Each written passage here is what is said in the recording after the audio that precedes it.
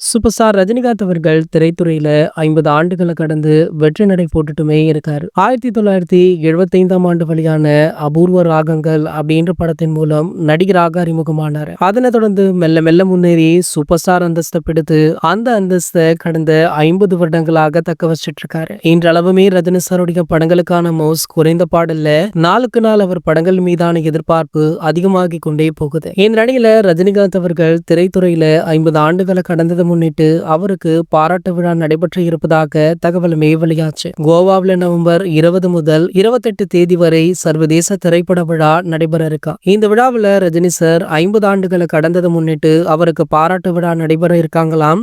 ரஜினி சாருக்கு பாராட்டு விழா நடத்த சர்வதேச திரைப்பட விழா குழு முடிவெடுத்திருக்காங்க. இந்த தகவல் தற்போது வெளியாகி சமூக வலைதளங்கள்ல வைரலுமே ஆகிட்டு இருக்கு. ஆகையால பாத்தீங்கன்னா அந்த திரைப்பட விழாவிற்கு பல முக்கிய பிரபலங்களுக்குமே அழைப்பு விடுக்கப்பட்டிருக்காம். குறிப்பாக கோலிவுட்டுடைய டாப் பிரபலங்களான அஜித் சார், விஜய் சார் ஆகிய 2 பேருக்குமே அழைப்பு விடுத்திருக்காங்களாம். சூப்பர் ஸ்டாருடன் இருவருமே ரொம்ப நெருக்கமானவர்கள் அப்படின்றதுனால கண்டிப்பாக இந்த விழாக்கள்ல இருவருமே கலந்து கொள்வாங்க அப்படின்னுமே எதிர்பார்க்கலாம். அஜித் சார் பாத்தீங்கன்னா ஒரு சில ஆண்டுகளுக்கு முன்பு எந்த விழாக்களுமே கலந்து கொள்ளாமல் இருந்தாரு.